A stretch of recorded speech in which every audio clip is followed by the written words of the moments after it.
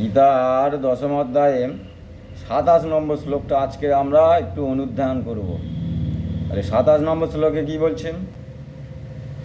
বলছে উচ্চ শ্রবাসমস্বর নামম বেদ্যি মাময়ম হৃদয়োদ্ভাবম ঐরাবতম গ্রজেন্দ্র নামম নরর নামম চ নরাধিপহম। তাহলে কি বলছে? উচ্চ শ্রবাসম অশ্বর নামম। উচ্চ শ্রবা বলে একটা অস্ত্র সমুদ্র মন্থনকালে যেটা উঠেছিল সেই অস্ত্রের কথা বলা হচ্ছে।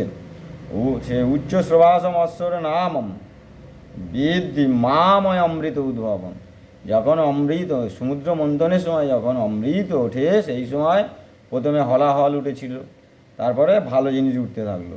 তাহলে সেই অমৃত যখন সমুদ্র মন্থনের সময় যখন অমৃত উদ্ভাবন করা হয় তখন যে উচ্চ শ্রবাসম বলে যে অস্ত্রটা উঠেছিল, অস্ত্র মানে ঘোড়া, সেই অস্ত্রটা উঠেছিল সেইটা ভগবানের বিভূতি বলা হচ্ছে। সেখানে ভগবানের প্রকাশ বেশি।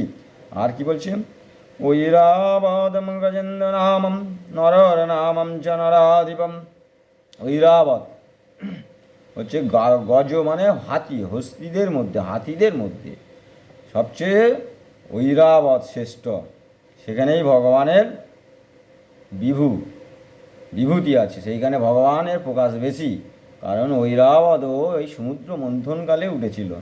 আর নরর নামম চ নরাধিপ, এই মনুষ্যকুলের মধ্যে যারা শ্রেষ্ঠ, যারা উচ্চ পদে আছে, যেমন রাজা, নরাধিপ বলা হচ্ছে রাজা। বা বর্তমান যুগে তো রাজা নেই, এখন হচ্ছে গিয়ে তোমার বিভিন্ন মন্ত্রী আছে, বা বিভিন্ন উচ্চ পদস্থ আছে, বা এমএলএ এমপি। এই যে নরদের মধ্যে মানুষদের মধ্যে এরাই শ্রেষ্ঠ বলা হচ্ছে। তাহলে এইটাকে যদি আমরা আরেকবার পড়ছি, বলছে উচ্চ শ্রবাসামস্বর নামম বিদ্ধি মাময়ম হৃদয়োদ্ভাবম ঐরাবতম গজেন্দ্র নামম নরার নামম চ নরাধিপম।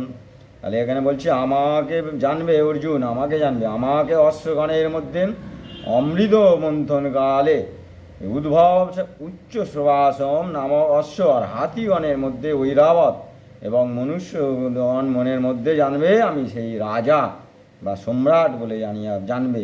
তাহলে এখানে এই শ্লোকটাকে যদি আমরা একটু বিশ্লেষণ করা যায়, এখানে আমরা কি বুঝতে পারবো? যে সর্বাধিক সুলক্ষণযুক্ত ও পরম শোভনের জন্য অশ্বগণের মধ্যে বলছে উচ্চ শ্রবাসম অশ্ব, তার বিভূতির প্রকাশ। আর দিব্য তেজ এবং দেব রাজের বাহন হিসাবে হচ্ছে কি ঐরাবতের কথা বলা আছে। সেখানে শ্রেষ্ঠত্বের হেতু ঐরাবত তার বিভূতি।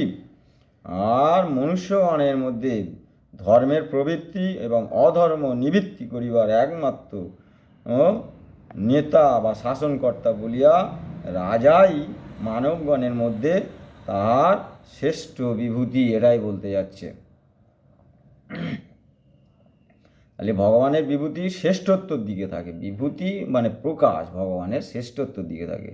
এই যেমন নেতা মন্ত্রী এদের শ্রেষ্ঠত্বর দিকে ওই জায়গায় বসে, কিন্তু তাদের ধর্ম এবং অধর্মের নীতিগুলো মেনে চলতে হবে।